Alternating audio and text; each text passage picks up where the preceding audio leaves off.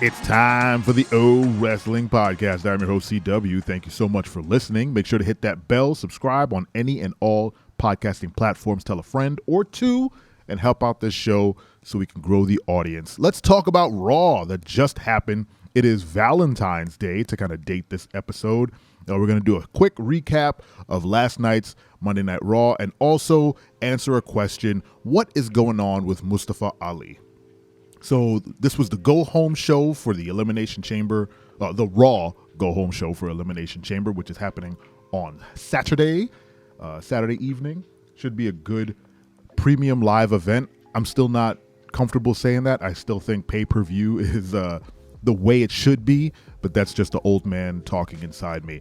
The main event was a weird impromptu triple threat match that didn't really make a whole lot of sense, that descended into wild chaos and didn't move any story forward.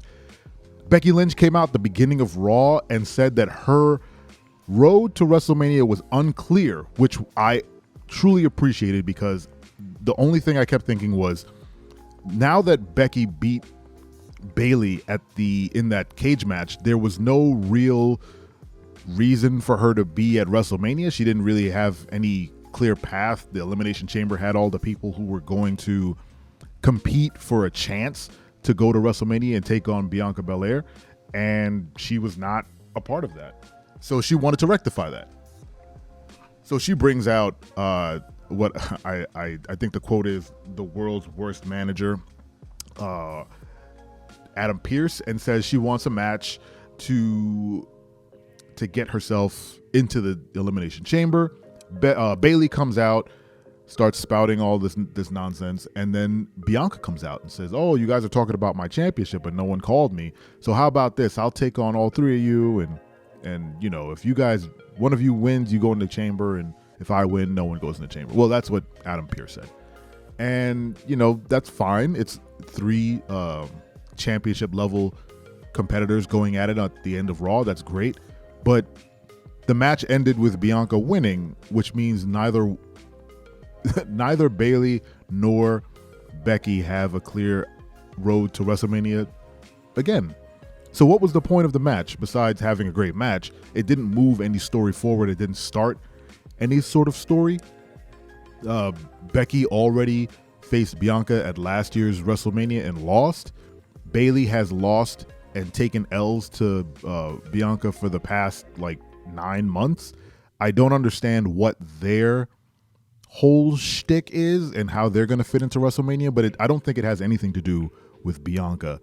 There was rumors that there's going to be a 3-on-3 women's tag with Becky, Lita, and Trish versus Damage Control. Maybe that's what's happening, but last night's match didn't really push anything forward. They cleared the match for Brock Lesnar and Bobby Lashley, which I am thoroughly enjoying. Everyone has been saying for years that Brock Lesnar and Bobby Lashley have kind of been ships in the night, not really tackling each other. And given that they both kind of have the same sort of trajectory in the business, where they both were actual, MMA fighters, they're both enormous human beings with incredible physiques, and while Brock Lesnar was definitely put over a lot more, Bobby Lashley has held a championship, I believe, in every thing he's ever done, be it MMA or Bellator or where was he? Impact? I can't remember the other wrestling factions he was in. And WWE, he's held championships everywhere. So them colliding now and having a nice prolonged storyline is fantastic. Bobby Lashley is doing great work. They're obviously setting up Hurt Business. He's working a little heel while also working face, he's still acknowledging the crowd. It's a fun little back and forth between these two behemoths, especially with Brock Lesnar being off the leash a little bit, where he doesn't have Paul Heyman talking for him when he speaks now. Also, have you guys clocked his weird Texas accent he's trying to put on? It's strange. But they're having some great matches. Bobby Lashley's really playing up his ability to beat Brock Lesnar, and I think Brock's going over at Elimination Chamber. I think this is a run back of the Crown Jewel match. I I think they want that match to happen in front of more people, in front of more eyes. I don't know what the metrics are on watching Crown Jewel, but I'm sure it's not what they wanted, so they're running that back. All that said, Bronson Reed took on Mustafa Ali, and once again, I believe Mustafa came out with brand new gear. I swear he's had at least 5 or 6 different looks in the past 9 to 10 months. I don't know what his character is. I don't know what his whole shtick is anymore. And all he does is lose.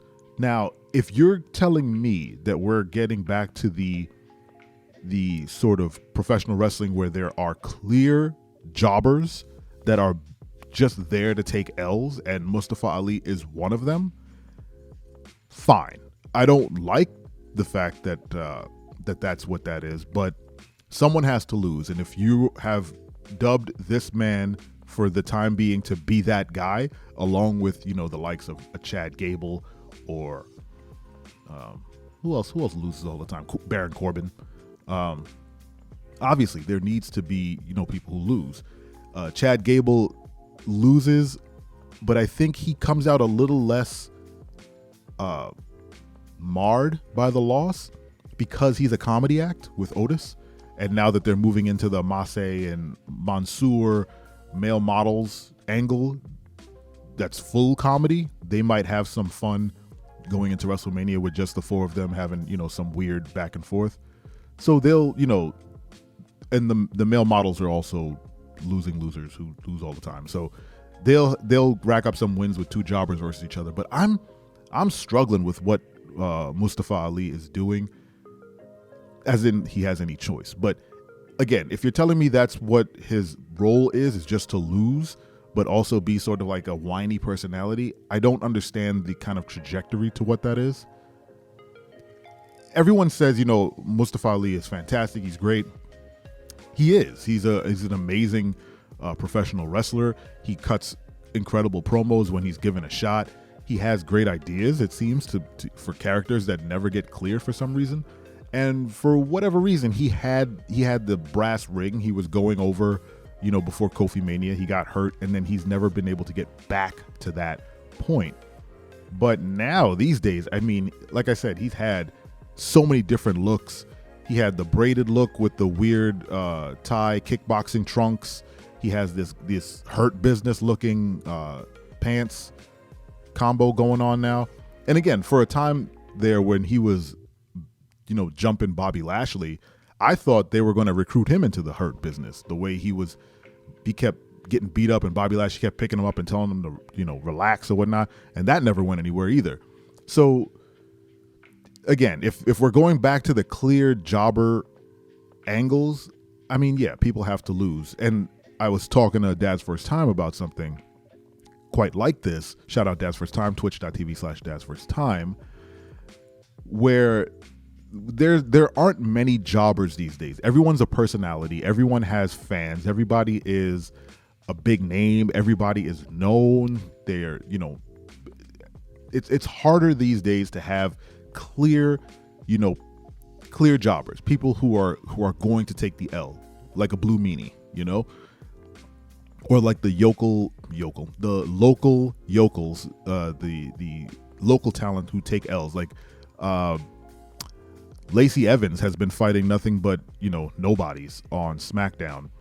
Those are the people who are supposed to take L's because we don't know who they are, so they can take the L and we don't really care. But people like Mustafa Ali, who has incredible traction and fans, to be booked so poorly is very strange. Anyway, we're going into Elimination Chamber. It should be a fun premium live event. What matches are you guys excited for? Are you confused as I am about Bayley and Becky? Let me know in the comments. This 10 minutes went by really, really fast. Make sure to hit that bell, subscribe, tell a friend or 2. Come back tomorrow for a brand new episode, and don't you ever forget, I'm your friend, but if I ever see you in the ring, I can beat you. Don't you know? Yeah, yeah, yeah.